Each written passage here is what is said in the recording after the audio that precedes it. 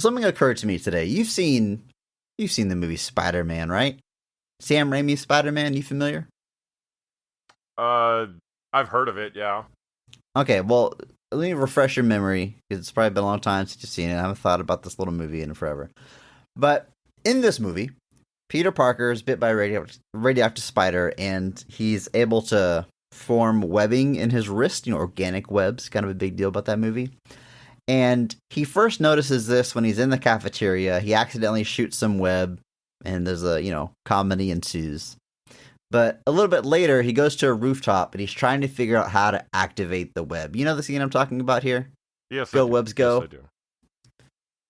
What occurred to me today, Yeah. Yes, Andrew's doing the hand motion. What occurred to me today, is that the best joke in the movie? That's, is...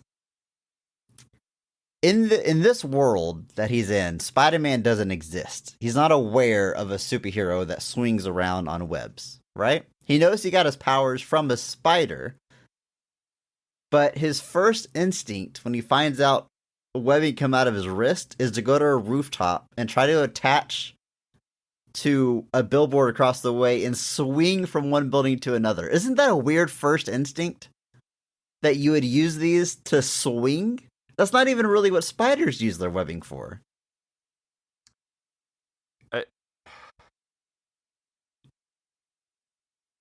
Yeah. I don't. I got nothing to say here. I have nothing to add. Like It's weird. You've thoroughly taken this down. Well,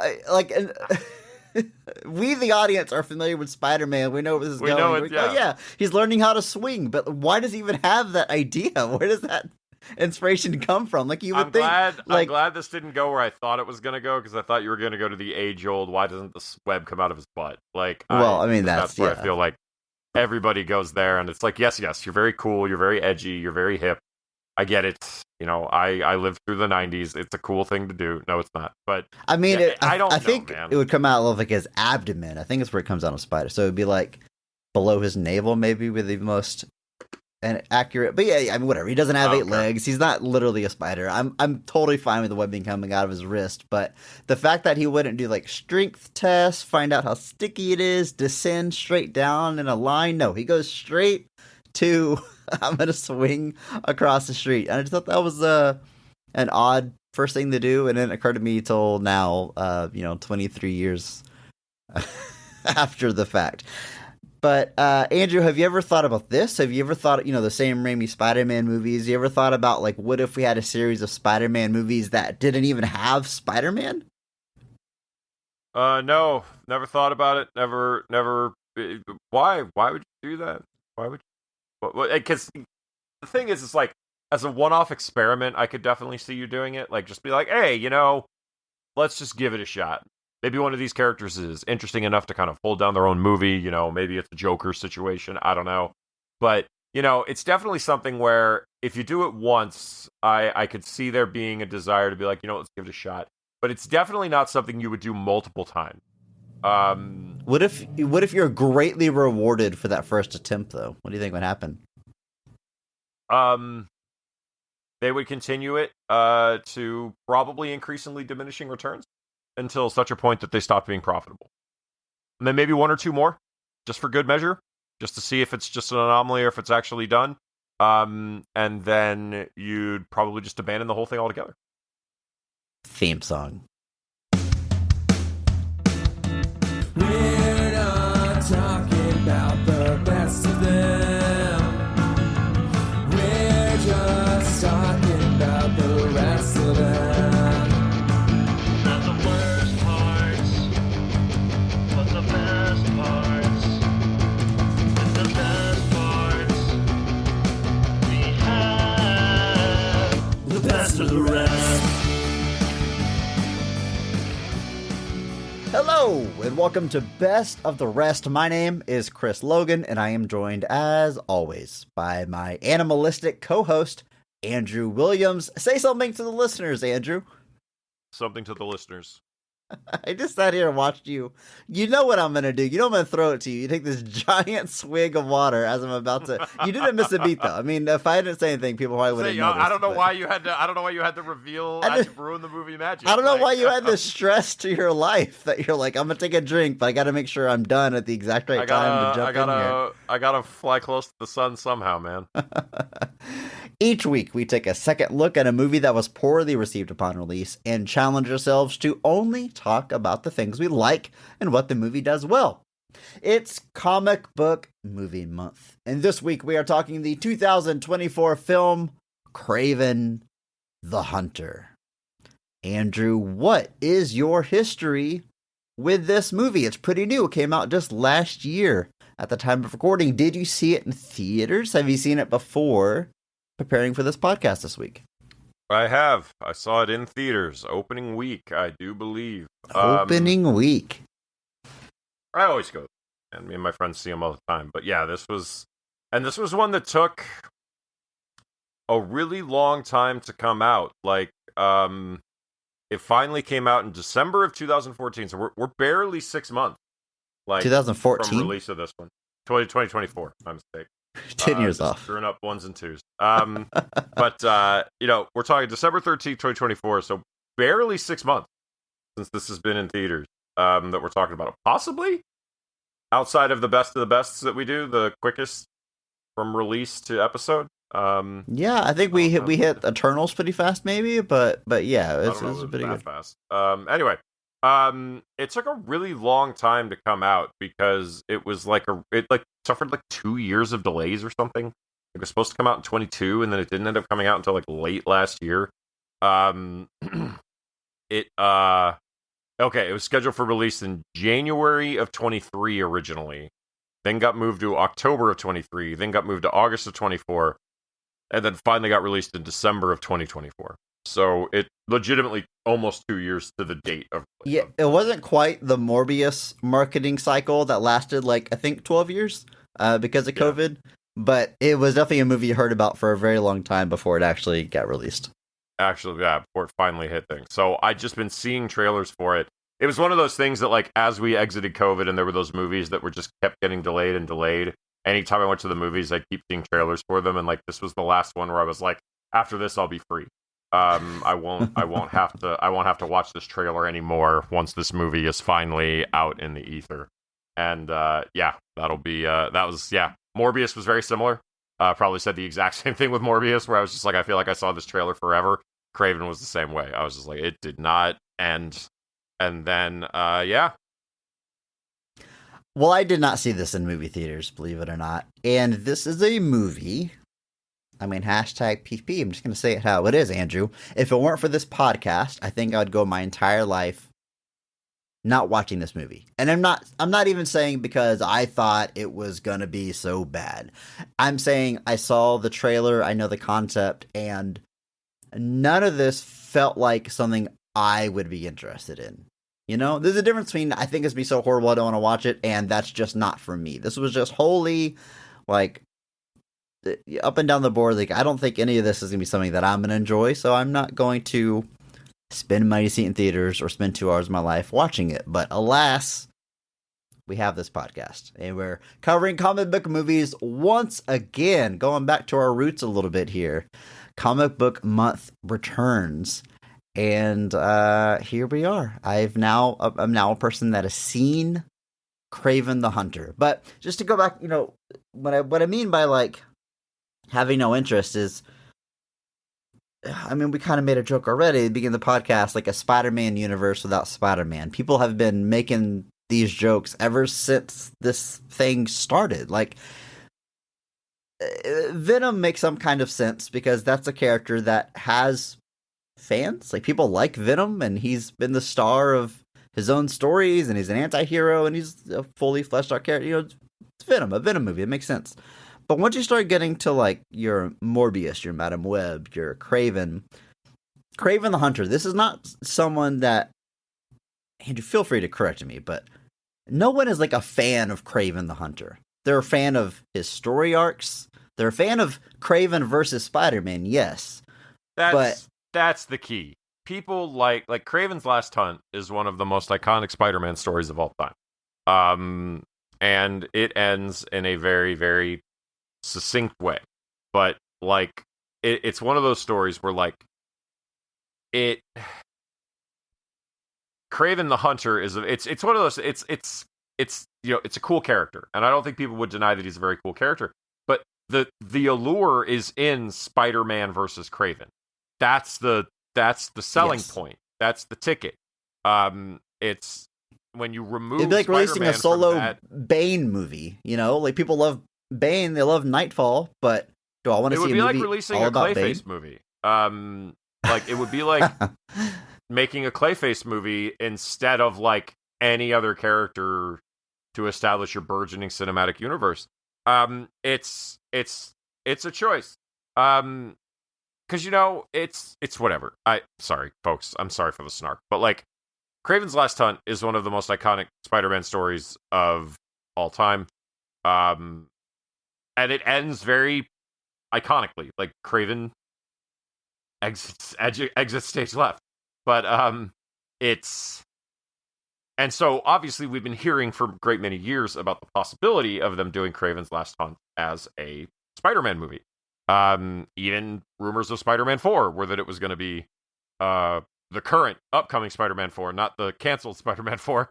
Sam Raimi's Spider-Man 4 was also going to feature Kraven, so they've been at one point, and then it switched, and it was going to be Vulture, because I remember there was like John Malkovich was going to be Vulture, and like maybe Anne Hathaway was going to be Black Cat or something. I don't remember, but there's been talk about doing Kraven in a movie for a really long time, and it's wild to me that the first time they finally managed to put any form of Kraven on screen is a movie where Spider-Man's not in it. Like, and not just is it not in it, like the portrayal of the character doesn't really set up to do like a Spider-Man story. It doesn't really do anything like that. So yeah. it's a choice, certainly. But yeah, the allure is Spider-Man versus Kraven. That's what you want to see. And we're at such a weird time in comic book movies. There's like, people of a certain age, people like us and older, remember the dark days of comic book adaptations where you expected them to be bad, and every now and then they were okay. You had, for every Batman, you had a million, Steel or the Shadow or whatever movies we've covered in the past. But like, it was a low bar, and it wasn't seen as like highbrow at all. And we've talked about of course, the rise of the MCU and X-Men, Spider-Man. We know what's happened to comic book movies and shared universes, and we're at a point where like anything can be greenlit, as evidenced by the movies that we're getting. And it's, God, I want to, stay #positive podcast, but it's almost like we've done a 180 and we're back to like having very low expectations for anything that is not MCU. And even then, the MCU gets more and more vocal detractors, but I feel like anything outside of that bubble is expected to fail or be bad. Does it feel like we're at that point now? Even the MCU, I would say, is hardly almost no now in 2025. Almost no superhero movie is given the benefit of the doubt anymore. Yeah. Okay. There. That's the allure of the MCU that lasted about through Endgame or arguably through Spider-Man No Way Home, that has mostly shattered due to stuff like Eternals, stuff like, people disagreed, didn't care for many of them, but the kind of the bulletproof nature of the MCU, where for even if you were kind of a middling MCU movie, you'd still make $1 billion. Like, those days are gone. And like even something like Thunderbolts that just came out, like critically was pretty well received, but still financially didn't make the kind of money that people were hoping for. Now, part of this, I think, is just the way that the streaming platforms cannibalize theatrical releases. Because now, if a movie's going to be on Disney Plus in 2 months, why spend $100 taking your family to the movie but like theater? Deadpool and Wolverine still made bank, and that's in the same landscape. It speaks more to something has to pull the people in. Like Spider-Man No Way Home is a great example too. Okay, yeah. Just being allure a of that- superhero movie or being in the MCU is Right. not in and Like, of itself. But even- like Hugh Jackman even- returning as Wolverine is enough to Jack get you returning out as there. Wolverine, and Deadpool obviously being a relatively successful thing as well. But like, Spider-Man No Way Home, like the rumors of all the Spider-Men and all the villains and everything, like Yeah. that was enough to get people being like, I gotta go see this. But the fact that you've now created this kind of like Fantastic Four is going to be an interesting litmus test. Like, is Fantastic Four going to get the people out? Is Superman going to get the people out? Like, are the people going to go watch these movies, even if they're really good? Because that's now the thing that's happening to me that's making it even more difficult to kind of gauge, is that even when the movie is well received, it's not necessarily leading to a word of mouth that leads to box office receipt. Yeah. So, even revealing a movie is actually an Avengers movie the weekend it comes out isn't enough to get people out there. That's a whole different discussion for another day. But yeah, so, and stuff All like Kraven, stuff like Madam Web, that plays a part. That's diluted. Arguably, there was a time where, like, if you were a superhero movie coming out, there was hype. Even the DC stuff. Now it's gotten to that point where it's like the pool has been diluted so much, arguably, that like I said, the benefit of the doubt is gone, and it's been replaced with largely people being like, oh, well, we'll wait and see.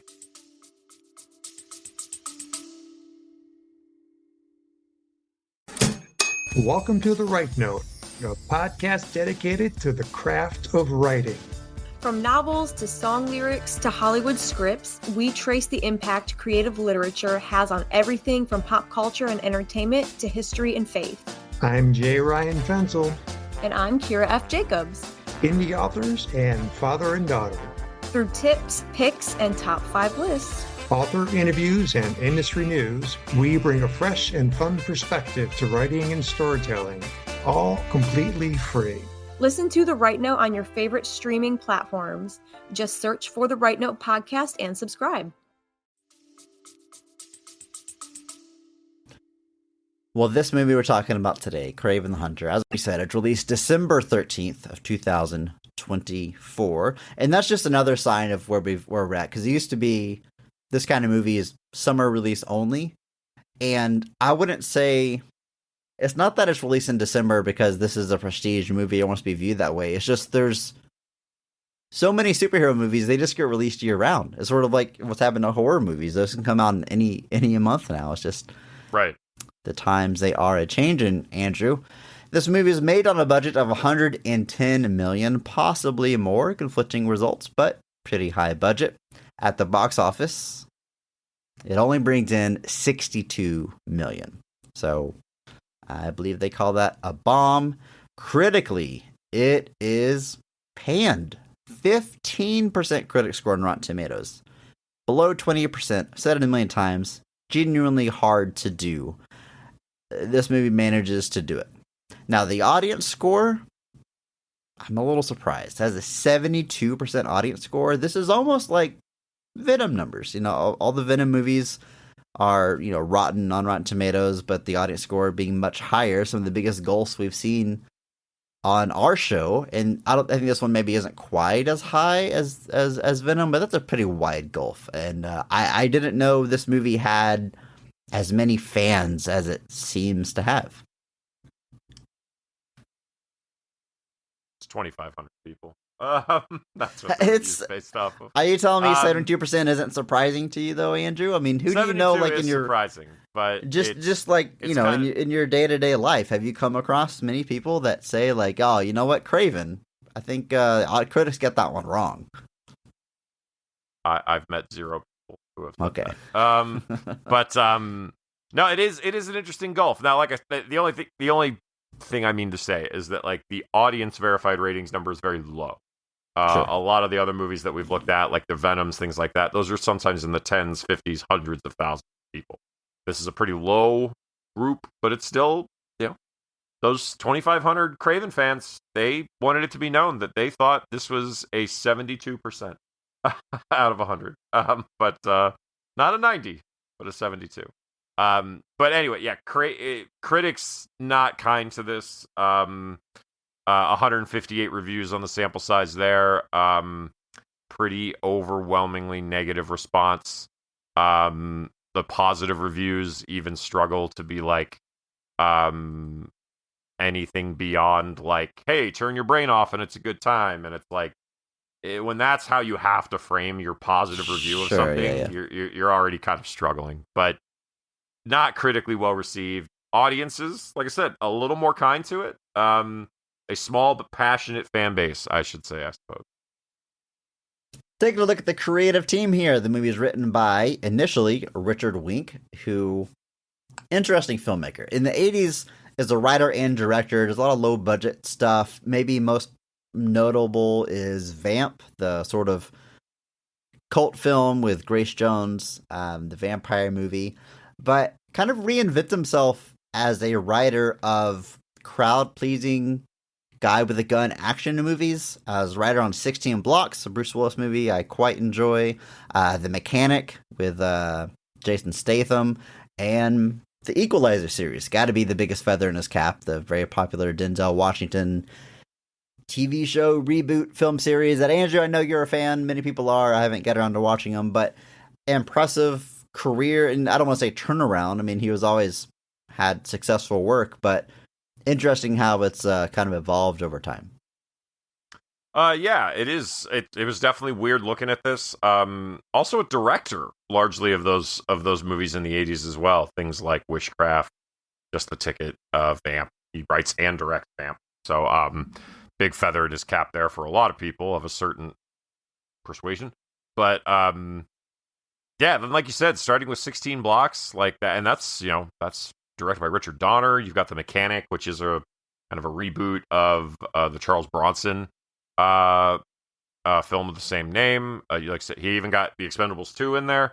The Equalizer stuff, The Magnificent Seven, one of the Jack Reacher movies. Yeah, kind of like you said, really kind of finds his rhythm there as just kind of the guy to go to if you need to have a script that's basically a guy with a gun. He's your guy, basically. And then Kraven the Hunter right at the end. Just such a guy with a knife? Maybe we'll try that. Guy with a knife? Give it a shot. Maybe this guy can do that. Sony then hands the movie off to Art Markham and Matt Holloway for rewrites. This is a writing duo that is undoubtedly most known for Iron Man. Speaking of superhero movies that are responsible for changing the landscape of superhero movies, they are also alums of the show, as they would go on to write Punisher Warzone and Men in Black International, also the Uncharted movie from a few years ago. So, big, what was I saying earlier? Big crowd-pleasing type action movies. That's right in these guys' wheelhouse. They don't all hit, but that's definitely like the tone they seem to strike in their work. Yeah, they got a lot of mileage out of Iron Man. I remember after, and I probably talked about this on Punisher Warzone and Men in Black International, but after Iron Man came out, I felt like every other article I saw was like, the writers of Iron Man to take on new franchise. And we've probably talked before about how that's a little bit of a misnomer just because so much of Iron Man ended up being improvised, which is part of the issue with Iron Man 2 in a lot of ways. Iron Man, I don't mean this backhandedly at all, but like Iron Man really is like lightning in a bottle in a lot of ways. Obviously, it leads to the MCU, which is this massive success. But like, it's Iron presumably Man threads this line. Go ahead. It's presumably like a solid script. I haven't read like the original script, but then you get Jon Favreau and Robert Downey allowing the freedom to, like you said, improvise on set and let Downey's charisma like shine through. But you've got the script kind of keeping the train on its tracks, and then, like I said, Iron Man 2, they're kind of like, well, we got this. Let's just get out there and start shooting this thing. And it leads to the little more general, unfocused nature of Iron Man 2. Is that what you're saying? It's a very, essentially, like Iron Man is like lightning in a bottle in the sense that like having a very loose script and then improvising over top of it, especially in something that's very effects heavy, can be a massive dice roll.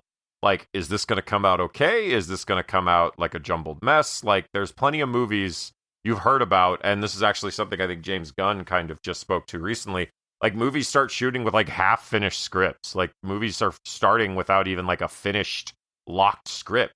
or it's being rewritten like every day. And so like Iron Man 2 very much was Favreau and Downey just kind of being like, yeah, no biggie, we got this.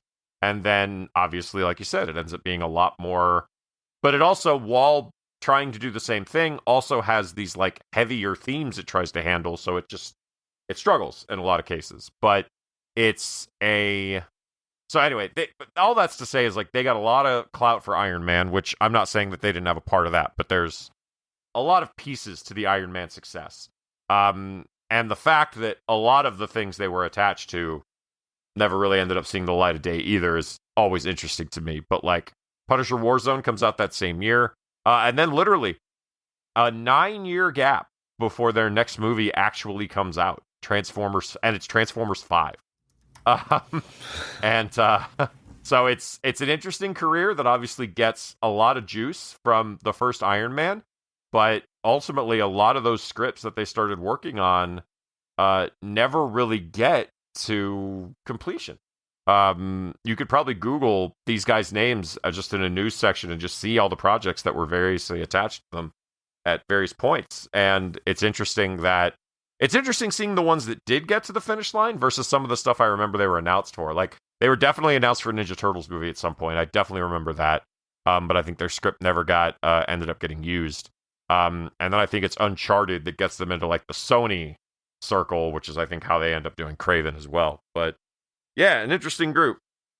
I mean, I'd take that career, don't get me wrong. But And then we have our director, J.C. Chandor.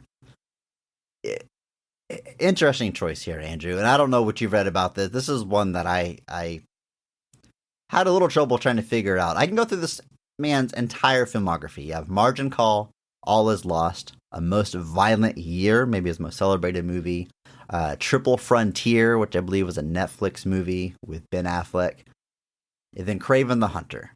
So, generally serious movies, a lot of them prestige, very noteworthy performances, especially in Most Violent Year. There's some action in there. Triple Frontier is like a military action thing, so I kind of see some connective threads, but tapping this guy for Kraven, it's a bit odd, because it's not even like that grab an indie guy and throw him to big budget. It's kind of like that, but like he was kind of beyond just being an indie darling at this point, you know? So I thought this was interesting, if not kind of confusing choice for director. I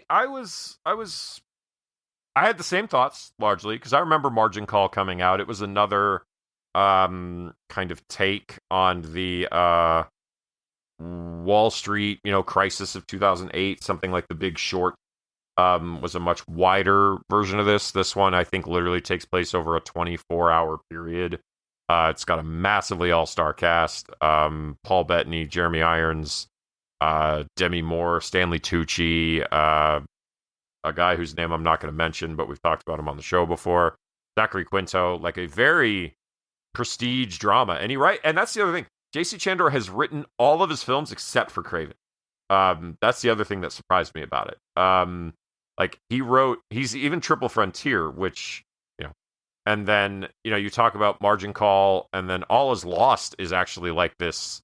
It's written and directed by J.C. Chandor. It's massively well received. It's Robert Redford as a man lost at sea, and I think there's only 51 words of dialogue in it. Like, he's the only person in it. Like, he basically is this. It's very, very good. Don't misunderstand me. But like, are the 50 words? Yeah, that's. It's. I don't know why I can't even. I've got to edit that now, so I can't even put that joke in there. And then A Most Violent Year, like that was top 10 lists. That was Golden Globe Awards. That was all over the place when it came out. And then just Triple Frontier, which is a above average action film.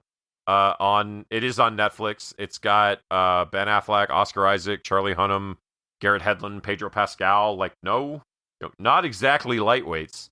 And then just Kraven, I would say Kraven is like the odd man out, but it's Triple Frontier, like you said, kind of builds that thread there. But supposedly he will be doing an original film with Sony next. They were impressed with what he did with Kraven, apparently. But it is an interesting career. It is interesting to me to see these sorts of things where, like, it feels like he did the 3 movies, because Margin Call, All Is Lost, and The Most Violent Year, all from 2011 to 2014. And then it feels like it kind of dries up, or there's just not a lot of interest in what he wants to do next. I'm not sure. But then ultimately, like I said, he comes back with Triple Frontier, and then obviously COVID comes after that, so there's not a lot of people doing much. But then just Kraven, which, just like you said, an interesting trajectory. Well, Andrew, I think now it's just time that we jump into this movie, talk about all the positives, everything we like, everything we enjoy about the movie Kraven the Hunter. Andrew, are you ready for this? Yes. There it is.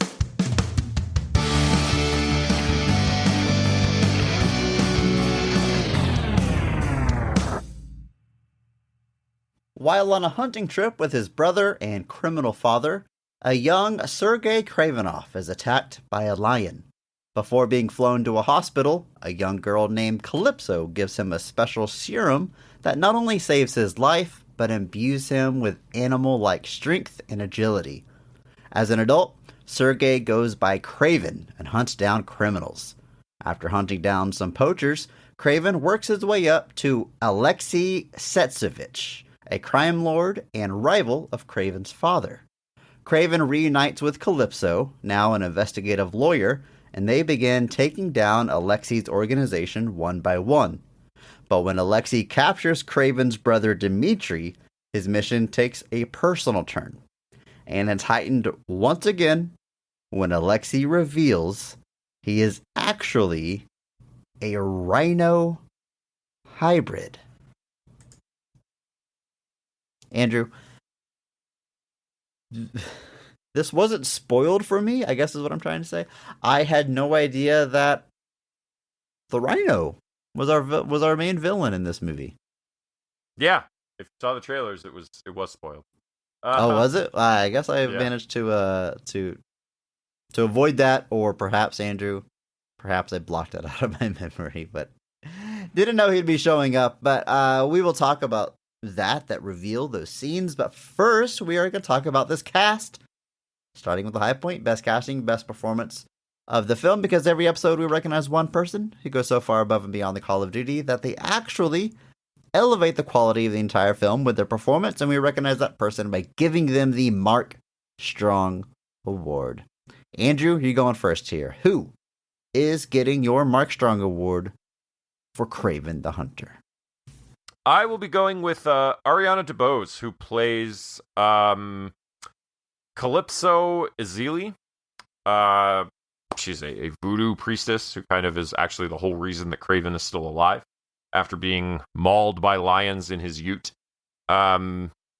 She is got an interesting place where, like, she's got this mystical background, but she's kind of trying to be a lawyer and take down all of these evil groups and entities in, like, the proper way.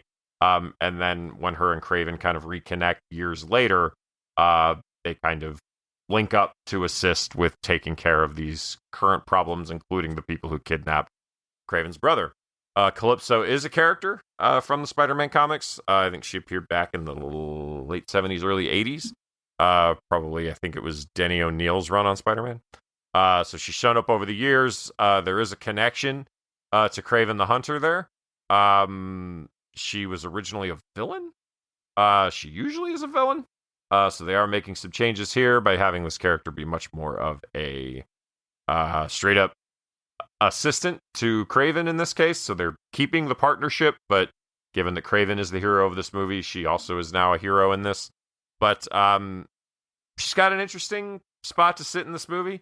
Ariana has a pretty great career so far. Obviously was a part of things like Hamilton, and has done various things like the Steven Spielberg West Side Story, the Disney film Wish. She was in Argyle. Tons of great performances, always giving it her all. Here, she's adding...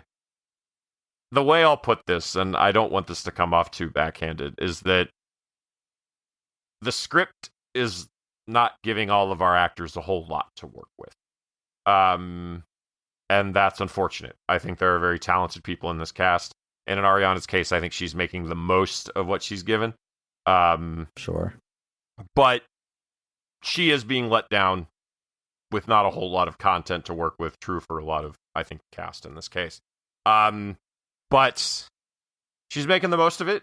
She gets some good lines. She gets to be a part of the action, too. She's not just content to sit back, which is always something that I'm happy to see, because that is often the case with characters like this.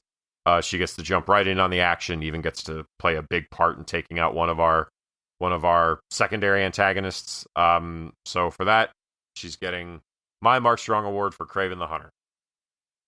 Good pick, Andrew. I mean, I hear what you're saying about the script letting some of these people down. I mean, I had this exact thought with your Mark Strong Award winner during like the funeral scene that we see, where she, it's everyone's wearing black, they have umbrellas, it's in the rain because it's a funeral in a movie. But she's giving this speech about how she didn't deserve this, and she stood up for what's right and get killed. Like, she's giving an impassioned speech about a situation, a character we don't know much about in a movie that okay, I don't want to go too far down this road. She's giving a lot to what she's given. I'm just agreeing with you. And it just really struck me during that funeral speech where, like, man, you're going hard here, even though the story isn't really setting you up to shine right now. You can see these people working it and giving everything they got. So I think it's a worthy recipient, Andrew. I'm gonna go somewhere else with it, but similarly, I'm digging a little deeper in this cast. I'm actually gonna go with that secondary villain you mentioned that your Mark Strong Award winner kills. I'm gonna go with Christopher Abbott as the Foreigner. I'm trying to remember if they call him that in the movie, if they even give him a name, but he is an assassin that works for our main villain. And he's one of the few people we see in this movie that has some kind of supernatural ability. And his ability is to, what the summary here is telling me is ocular hypnosis. I don't think they say those words exactly in the movie, but when he makes eye contact with someone, he can essentially paralyze them, allowing himself to kill them, walk around behind them without them noticing, turn weapons on them. I mean, it's kind of like freezing time is sort of visually how they let it play out. It's an interesting ability, but he's getting my Mark Strong Award because he has a presence, a little bit of that like villain eccentricness you kind of see in a lot of superhero movies. Something that I think Alessandro Nivola, who we'll talk about in a moment, who plays our main villain, is doing something similar, kind of being like that eccentric villain. But I think he gets shown up a little bit by Christopher Abbott, who doesn't get as much screen time or stuff to work with, but maybe that works in his favor. He's just a little bit more mysterious. I think anytime he's on screen, like, I want to know more about this guy. I like whenever he comes into our bad guy's lair and he does his hypnotic thing and he uses his time just to like steal a bite of food. It's just a cool little villain entrance. He's got a cool ability. And I think he's bringing a lot to this role. Christopher Abbott, like you were saying, his career seems to be well on its way with some high-profile stuff. He is an alum of our director, as he worked with him on A Most Violent Year. He's also in the excellent It Comes at Night, a movie I quite enjoy, and plenty of other things. But again, not the biggest role of the movie, but I think he's elevating something that is, man, I'll try not to do a backhanded compliment for every single character, but a part that's maybe a little underwritten, but I think he's elevating it to the next level. Yeah, I mean, I don't know that there's a lot of versions of this movie where the character does get, a whole lot to do, but he's taking in the history or the spirit of the Mark Strong Award. He is, taking a small part, and through his performance, he is making it, stand out in a way that, not every actor would be able to do. Like I said, Christopher Abbott's a great actor. He was also in Brandon Cronenberg's Possessor, which I liked quite a bit. Was also recently in Wolfman, which maybe it will end up on our show. But like I said, taking a little small part here and kind of making the most of it. This is another character from the comics, created by Peter David in the 80s. So the minor hypnotic abilities, that's kind of in line. But it is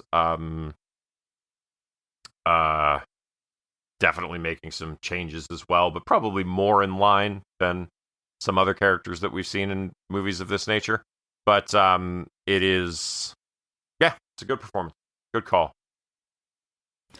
Now, Andrew, let's go ahead and talk about the star of this film. We have Aaron Taylor Johnson as Kraven the Hunter himself, Andrew, alum of the show. I know we got to talk about him back on Kick-Ass 2, possibly elsewhere. Maybe he's come up before, but Aaron Taylor Johnson. Look, #PP.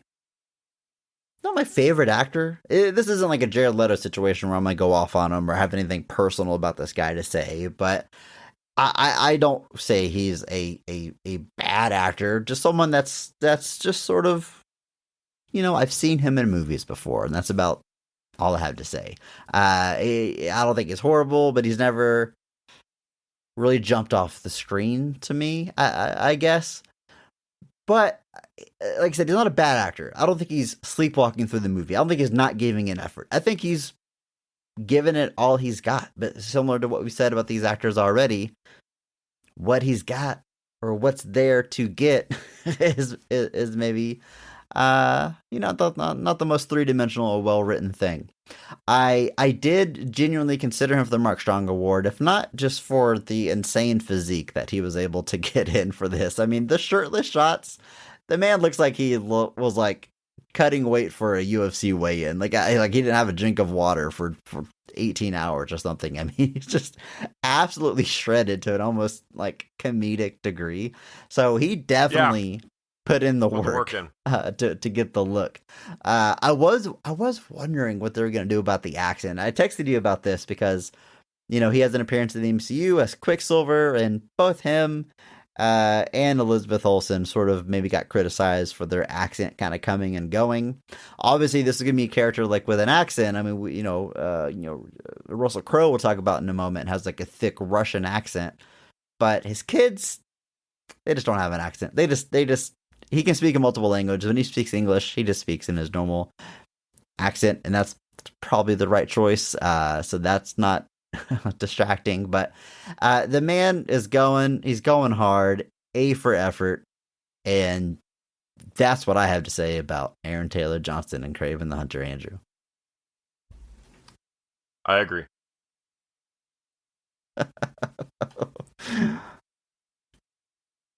His brother, Dimitri, is played by Fred Heitchinger. Now, Dimitri is also known as Chameleon. Andrew, I'm familiar with both of these characters in Spider-Man lore. I assume they're actually brothers in the comics? This is a real thing? I don't think so. I thought that would be a never pretty mind. bold He is. decision. He It is. is? Okay. Yeah. Born in curious Soviet if that Russia was- in his youth, he becomes a servant to his half-brother, Sergei Kravenov. Yeah, Okay. whatever. All right. Good good to know. Just like Rhino, I didn't know Chameleon would be in this movie. He's featured a bit less, but still we kind of get his origin alongside Kraven's. And their whole dynamic is that while Kraven is in a lot of ways the son that his father wanted, and that he is an adept hunter and obviously gets these abilities, Dimitri is not. His talents are his voice, his ability to emulate others, which he uses to be a lounge singer in his own club. So successful in his own right, but still not pleasing his father because it's a different line of work, and he's constantly trying to get the respect of his dad. You know, that old tale. Age-old story. Yeah, it's an interesting performance. Obviously, there's a bit of an arc to the character, as we established a little bit. He starts off like, you know, he's very cowardly, very timid, much, you know, not like Kraven. Doesn't stand up, doesn't take control when there's an attack on his father's nightclub. Like, he hides under a piano, and his dad's just disappointed in him. So, Eventually, at the end of the film, we get to see him kind of looking like the classic look for Chameleon. But for most of the movie, he just looks like the main actor who looked so familiar and that I remembered he is in Gladiator 2. And that was where I definitely remembered him from more. So How was that? How was that movie, Andrew? I didn't see that one. It's fine. Okay. It's fine.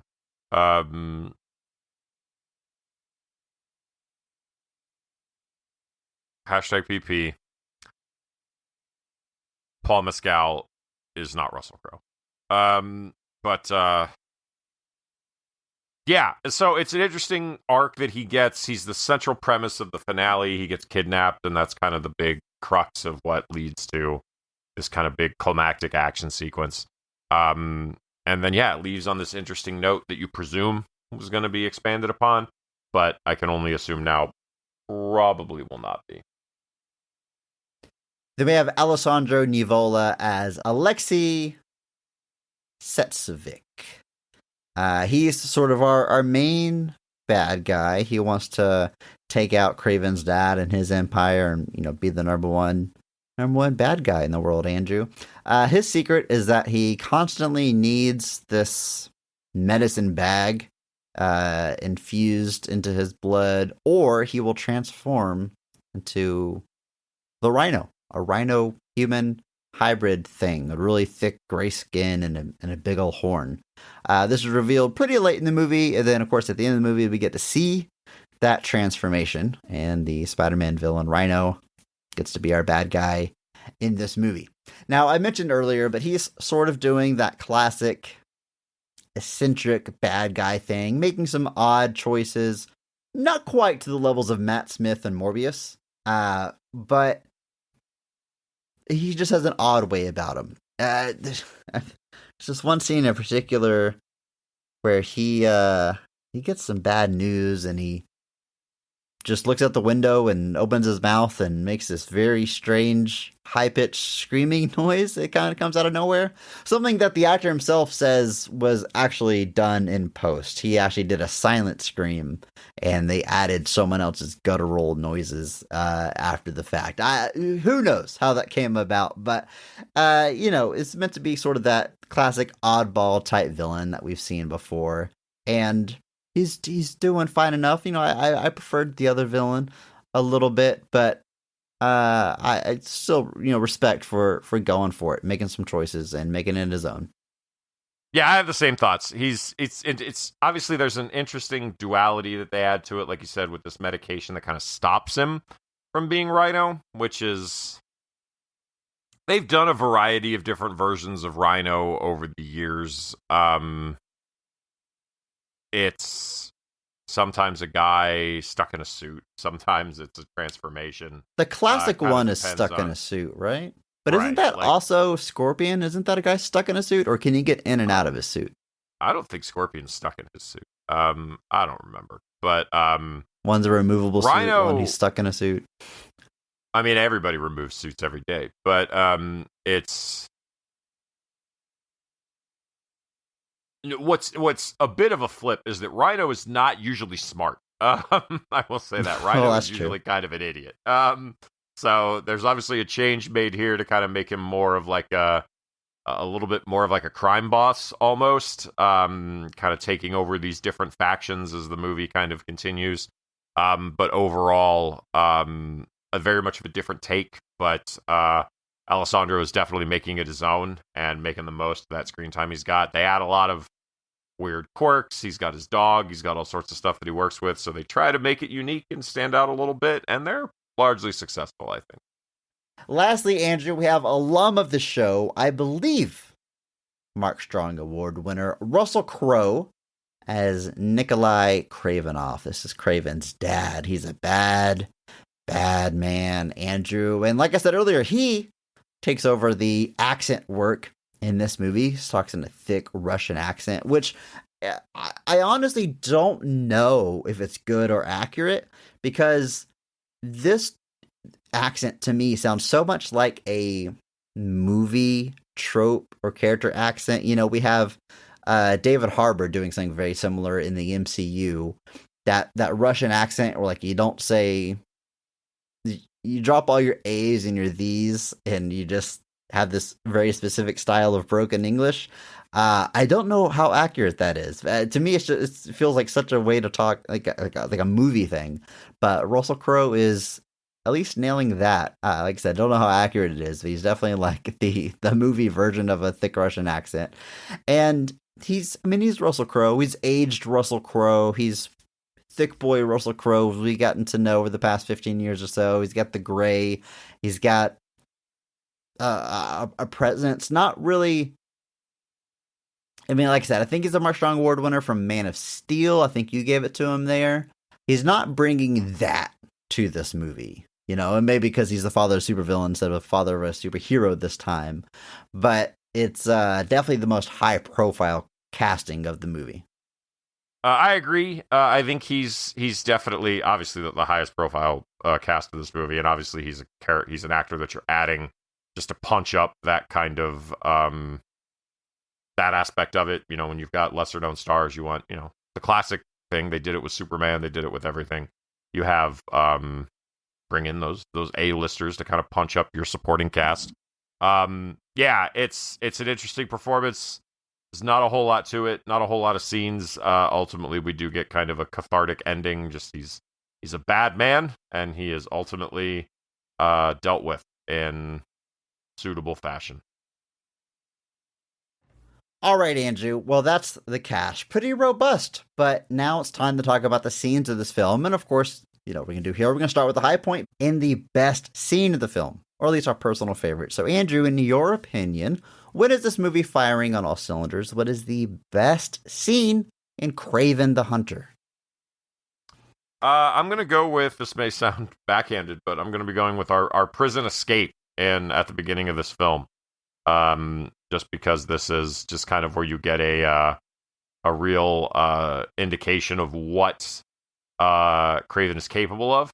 And it is just a nice breakneck kinetic action sequence where you get to watch Kraven kill a bunch of really, really bad dudes and then run into a blizzard, into a plane, and then take off. It's really weird, like almost James Bond-ish, just moments in the beginning of this film. And it's just, it's obviously, I like watching bad people get their just desserts, but it's a really good note to kick the movie off on. Obviously let you know the action that we're going to be seeing, the kind of like I said, capabilities of Kraven as a character, and just an interesting set piece as he kind of runs out into the snow. Like, obviously Kraven known for hanging out more in the jungle, so it's a bit of a flip. And yeah, in that regard, it just jumped out to me kind of watching it even the first time, where I was like, oh, you know, if we maintain this, we could be in for something interesting at least. So in that regard, yeah, it's what jumps to my head immediately. I don't mean to say that the movie peaks with the first scene, but it is definitely the one that stuck out to me watching it now, especially the second time as well.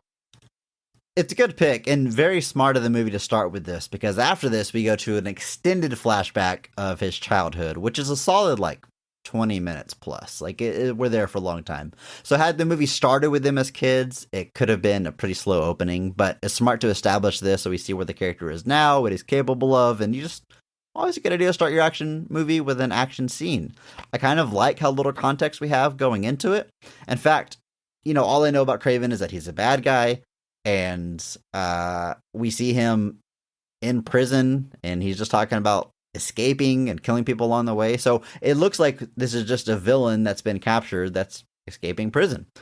But by the end of the scene, we realize that, it's revealed, the tattoo he has on his neck, is actually fake, and he actually took someone's, posed as someone's, he stole someone's identity, I think is what I'm trying to say. He actually kind of stole a prisoner's identity, killed them, left them in the snow so he could sneak into this prison and get to his target, which I think was a pretty cool reveal that maybe we're not dealing with a straight up bad guy here. This is a bit of the anti-hero vigilante situation.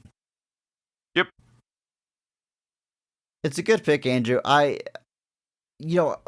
My favorite scene, I'm going to pick a different action scene, and then maybe we can talk about some of the other action scenes of this movie. But I think there's one other part of this movie where there's an action scene that's kind of hitting these same notes as this first one. Because a lot of it like is in the jungle, there are animals involved. Those aren't my favorite action scenes. My favorite ones are like super powered guy running through some bad guys. I like the scene about the middle of this movie when his brother is captured and he comes back to his brother's house, realizes he's gone, sees these guys putting him in a van, and he chases this van down on foot. And we have a pretty extended chase sequence. We have him chasing the van down on foot, him jumping on this van, trying to punch out the bulletproof windows, eventually prying a door open before getting kicked off the van, but they don't get away. They're getting into a helicopter. He chases them down again. He throws like a wrought iron bar at him like it's a spear. He pulls like a Captain America and like holds the plane in place, or holds the helicopter in place like with his bare hands for a while.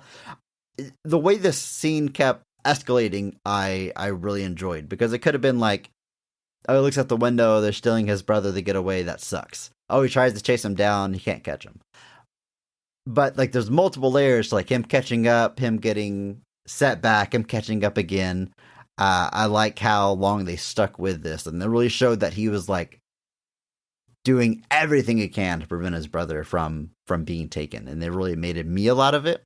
And the special effects here, I think, all hold up really well. I'm highlighting that because maybe in some other scenes, special effects don't look that great. But him jumping out the window, him running fast, like a superhuman speed, these are all things they're able to pull off really well. So I think it doesn't falter in that regard. So, similar to the reasons you're highlighting that first scene, I want to highlight this action scene as just almost like a little standalone piece that just works on its own, even without context. Yeah, I think that's a great pick. Just Kraven straight up like shoulder checks a van at one point. Just awesome. And this is another one where like you're kind of seeing like in the prison sequence, you're kind of just seeing Kraven like when he's on a mission. With this one, you see him when he's kind of personally invested, and yeah, he's ripping stuff apart here, and it's very cool. Gives it a different edge, and like even when he's just jumping out of the buildings and like scaling his way down, dude's taking some hits and he's still going. So in that regard, very, very cool.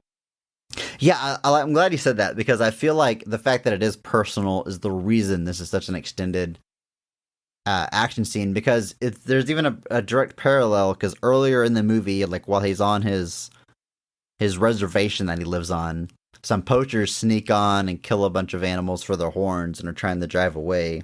And he stops them, but he's only able to stop one vehicle, and the other one gets away. And he just doesn't chase them down. Like he catches up with them later in the city.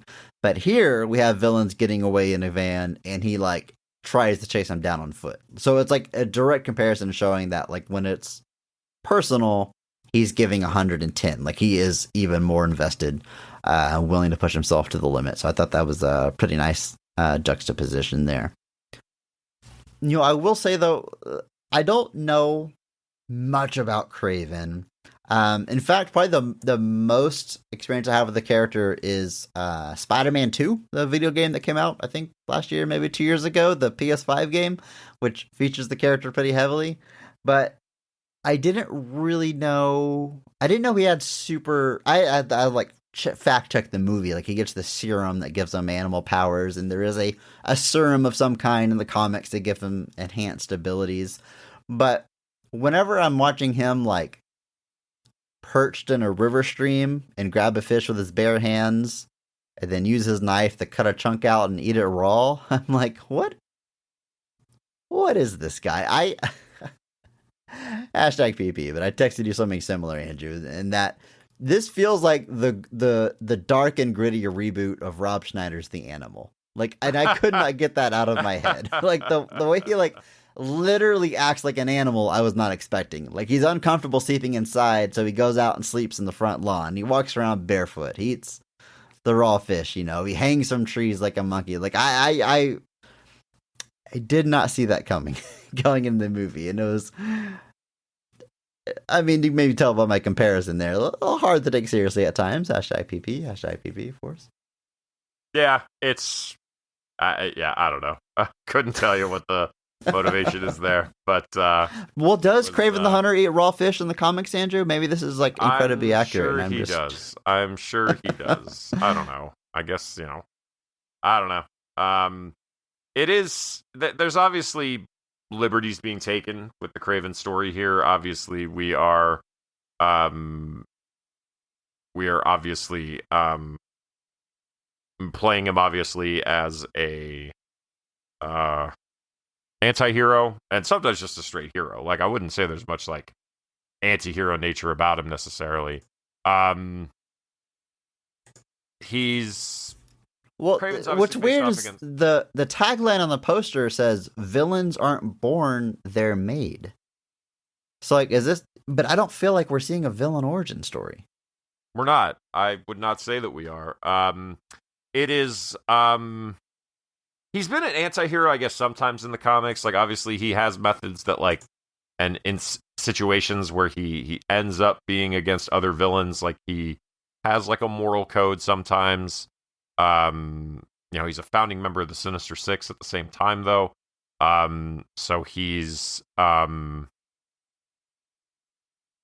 obviously this, in the comics, Spider-Man, he calls it the most dangerous game. Like, he's basically General Zaroff from the most dangerous game. That's what the character basically is. He's this guy that sees Spider-Man as the ultimate challenge. Which, I don't know, dude. Have you seen Thor?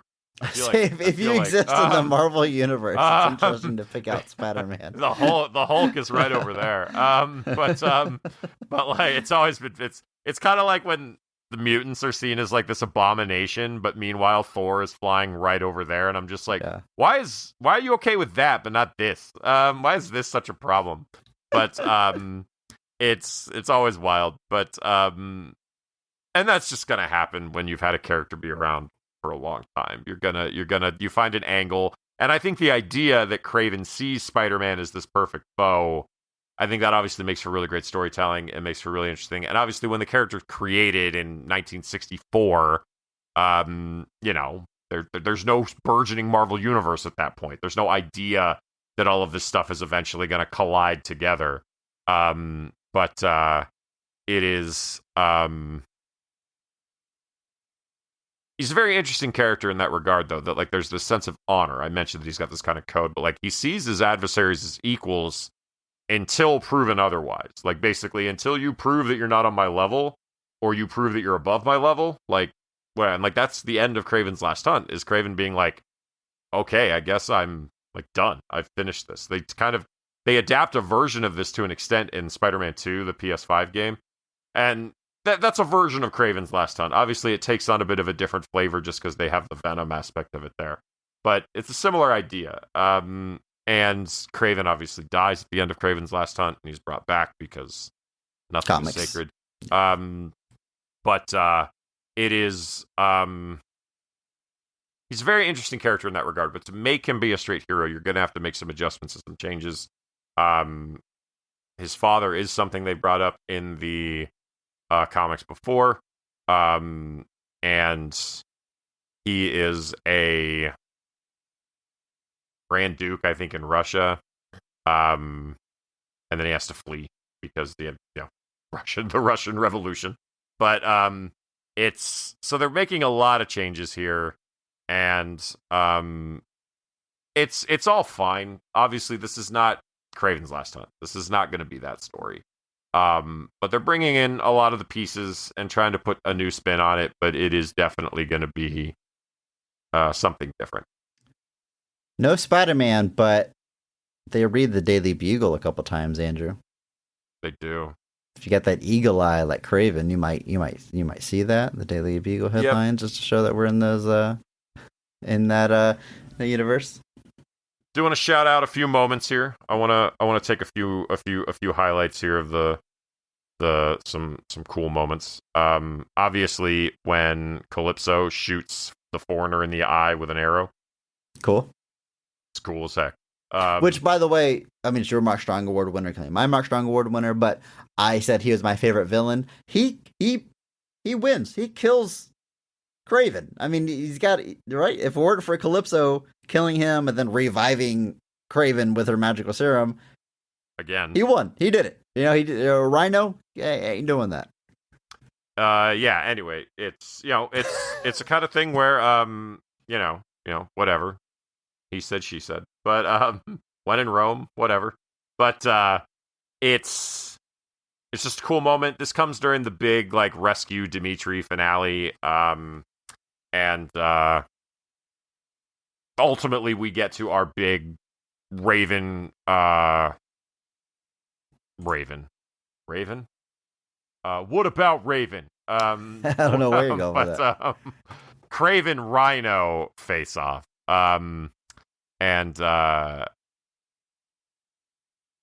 Ultimately he traps him in a buffalo stampede that is more than Rhino is capable of overcoming, and he is killed in that sequence, which it's an interesting way to do it because obviously they're not going to try to tell you that Kraven is going to overpower Rhino, so this was an interesting way to just have the wilds of the jungle or the desert or the Serengeti or wherever they are be the thing that overtakes Rhino.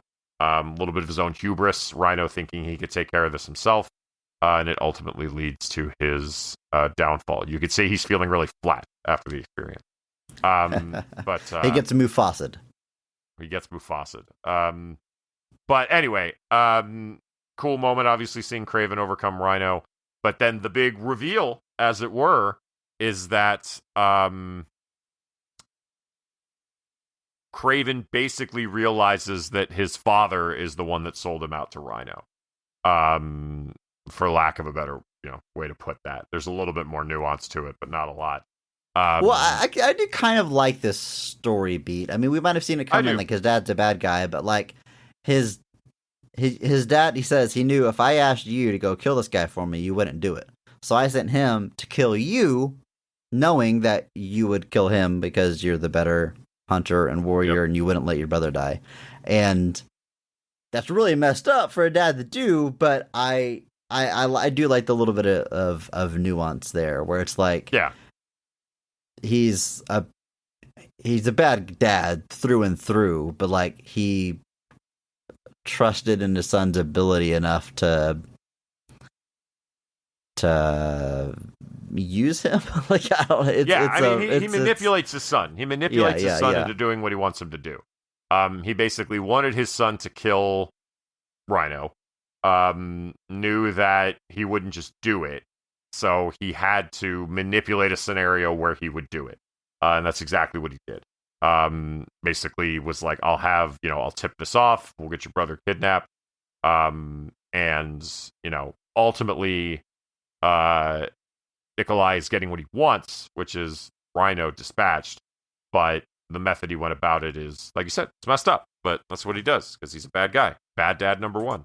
The star of the show, Bad Dads. But it's so obviously we and then I like how he leaves Nikolai to kind of to die, basically. He basically takes all of his ammunition and leaves him to fight a bear on his own.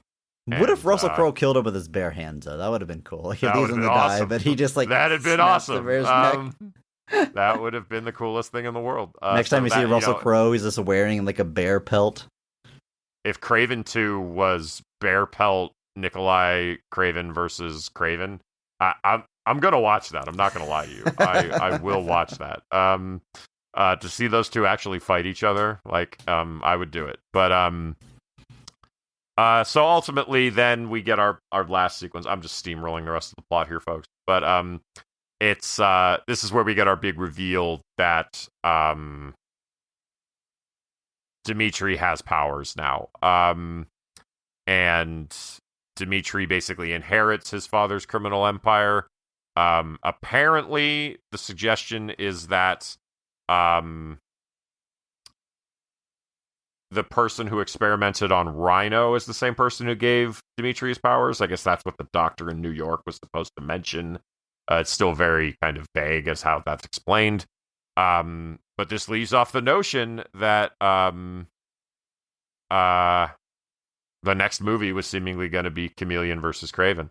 And like I said, don't imagine we're going to go there, but we do get our brief shot here of Dimitri looking like classic Chameleon. They do the featureless white face and everything. And that's what we leave off on. and possibly the end of the Sony Pictures universe of Marvel characters. The Spunk. The reveal of that he can now shapeshift is Kraven like grabs his brother on the shoulder, spins him around, and his brother has Aaron Taylor Johnson's head, but he's still like 8 inches shorter. I laughed so hard, and I don't think that's supposed to be funny, but the idea that like Chameleon can replicate someone's appearances but not alter his height is actually very funny to me because it's going to severely limit who you can imitate. And I would say I've never thought that. Anytime I see a shape-shifting character, I'm always wondering like, well, can you like shrink down to the size of a quarter, or can you grow in a mayo? How exactly does this work? And sometimes they explore that and sometimes they don't. But I did like seeing a little short Aaron Taylor Johnson at the end. Pretty funny. But yeah, setting up something is probably never going to pay off. And I mean, Sony has said this is straight up the end of our little Sony Spider-Man universe. And then they also kind of said, well, maybe more Venom. So who knows? But it seems for the most part, the little experiment is over without Spider-Man ever actually crossing over into this universe. At times they talked about Tom Holland doing it. There's rumors that they want Andrew Garfield to come back. And I think the truth is they never had a solid plan for how Spider-Man was going to eventually enter, if he ever did. Hashtag PP. This whole thing was just a mess. Of all the universes, shared universes that have sprung up after the success of the MCU, like your monster universes, your attempts at the Universal Monsters universe. Yeah. This might be the most disorganized or perplexing. Like it's from the beginning. This is just such a weird There's thing. There's at least a logic behind a Universal Monsters universe or a DC universe or even like a Transformers universe or something you get a little bit more tangential, but like the notion of doing a series of films about Spider-Man characters without Spider-Man always was so strange. And part of that was that I think Sony obviously struck a deal with Marvel to bring Spider-Man into the MCU.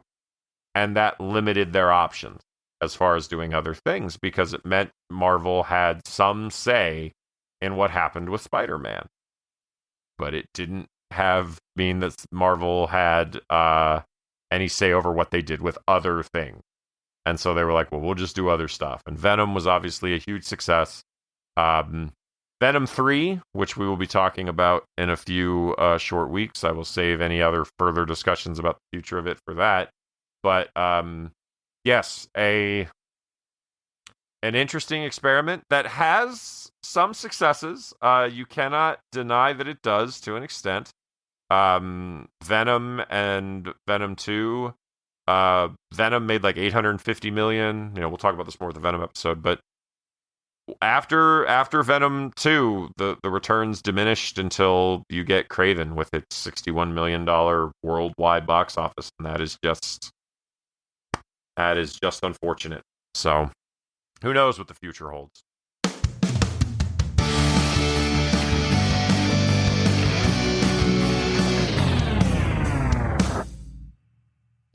It's good to be home, Andrew. It's good to be talking comic book movies again. It just feels right, you know? It does. We've got plenty more ahead of us. The month is just beginning, but right now, Andrew, I mean, you know what time it is. It's time we enter AA. It's time for Ask Andrew. Every week I get to ask you a question, anything I want, you have to answer it. Those are the rules. And if you would like to submit any questions to Ask Andrew, you can do so by joining our Discord. There's a link in the show notes, so come and join us. What are you waiting for? We'll be right here. And there's a channel in that Discord that Andrew himself cannot see, and you can propose questions for Andrew. Sometimes I go there for a question. I'll be doing that this week. This question comes from Roland, who says, what movie would you have been most embarrassed to have to sit and watch with your parents in the context of the year it came out? For example, I wouldn't care about watching the South Park movie with my folks now, but when it came out in 1999 and I was 12, not so fun.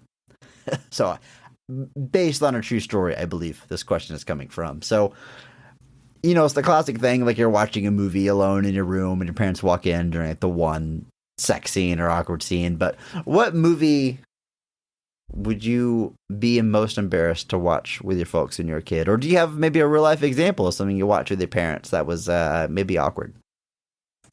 I remember seeing my family watched Dogma when I was like 13. Okay. My parents really liked it, and then I got really into Kevin Smith. And I got Mallrats, and then I got Clerks, and I got Chasing Amy. And imagine watching Clerks with your parents when you're 15. Because your parents Did you like really make it a thought- point to be like, hey, I'm getting more Kevin Smith movies, let's watch them together? Like, were you like, I just, my dad was there when I bought them, and probably had to be there because they were rated R, but like, sure. yeah, like I remember like my dad was like Clerk, we were watching Clerks, and he was just like, what is this? What is happening? Like, he was just like, what is going on? And Chasing Amy was even worse. He was just like, these aren't Mallrats, I'll tell you that. And so those two movies with their dialogue, 15-year-old Andrew watching those with his parents, yeah, I would say those are probably pretty up there. Trying to think of something else. That's what immediately comes to mind is those. Is like, yeah, it's just a lot the of like, dialogue, just the a lot of sexually sex heavy, explicit yeah. dialogue, the kind of crass comments about various your parents things, wondering that sort of like, stuff. Like, why did he laugh at that? Does he understand this? And you being like, well, and like, I don't I understand remember this. my I'm gonna mom, laugh. my mom said to me in no uncertain terms, "We don't watch those types of movies here. They're garbage." She did. She But said wait, that. Dogma, they were you started with Dogma, which they were fine Yeah. with. I'm running Yeah. through Dogma in my head. I know you see like Alan Rickman's like Ken doll like body parts. That might be kind of awkward, but I guess all in all, it's just some light Like, there's, blasphemy like- in that movie, huh? Like Jay's got a lot of explicit dialogue, which is bad, but like there's a driving plot of Dogma that tends to preclude it from the sitting around waxing about stuff at a mall or in a convenience store, or being upset that your girlfriend might have had sex with other dudes. Or a She dead has man. guys and it's fine. But it's one of those things where it's like, okay, but like, yeah, Chasing Amy and Clerks in particular, I just remember my dad being like, this isn't Mallrats. And I'm like, well, it's not by definition. And then my mom, I will never forget her. She said, they're garbage. Like, we don't watch those here. And I was like, well, I own them. So, don't know what to tell you. It's pretty good. I don't know if I have any. Didn't Personal, ask I mean, you, no man. one asked me. No one asked me. So what am I even trying to? No, remember something? I'm trying to think if there's anything that like I know, but like anything, like watching like, I'm trying to think if there's like a really like, I'm sure there's more of like of things that I could think of, like like watching like Eyes Wide Shut with my parents in 1999 would have been super Yeah. awkward. Like, I mean, I would've most been of us 12, like- saw Titanic in theaters with our parents. There's boobs in I that movie. didn't. I remember we were watching it on TV and that scene happened, and my dad like clutched the pearls and was like, I didn't suspect them. I didn't expect them to get that risque. That's the words that he used. So, yeah. Hang on, Oh, yeah, wait. I'm Are you going- telling me that Kraven the Hunter made $61 million and you saw it in Yes, theaters? I did. Titanic made all the money in the world, but you were not one of the tickets purchased I to was see that 10 movie. years old in 97. Jesus, man. You were taken to the movie. Everyone had to see that movie. I saw it in theaters. I didn't see it. My That's parents didn't want wild. to go watch it. So your parents didn't even. It's not like they went and didn't take you. You don't think your parents saw nobody in my family Titanic in saw theaters? Titanic. Nobody did. My Wow. family did not go watch Titanic. Interesting. Huh. But you saw Kraven. I watch everything now, man. Oh, that's funny. It's how I have the superpower to not mix up Bill Pullman and Bill Paxton. All right. I want to hear more of these embarrassing stories. What have you watched with your parents or with other people? I remember one time I was watching a movie called A Very Long Engagement.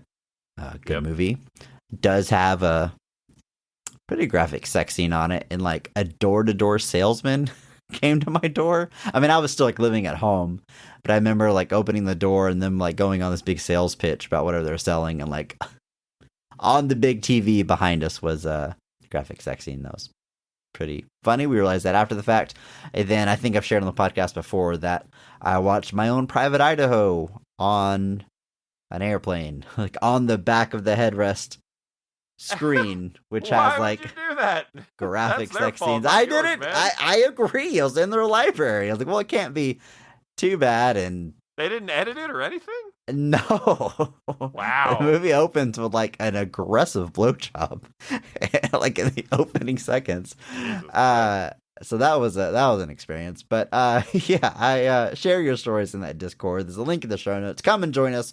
What are you waiting for? Come back next week. We will be talking about The Marvels, the MCU film. And until then, just remember that maybe not every movie is great.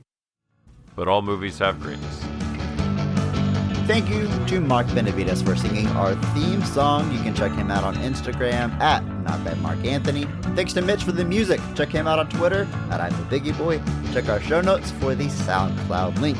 Check out our store on TeePublic for some Best of the Rest merch. And if you enjoy this episode, please share it with a friend. That's the only way that we grow. Follow us on social media at BOTRcast. Thank you.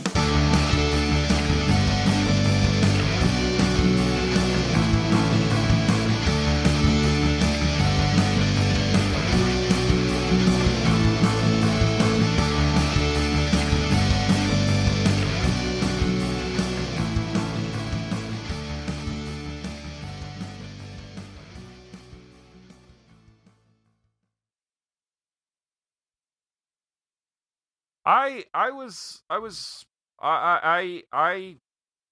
yeah. I had the same thoughts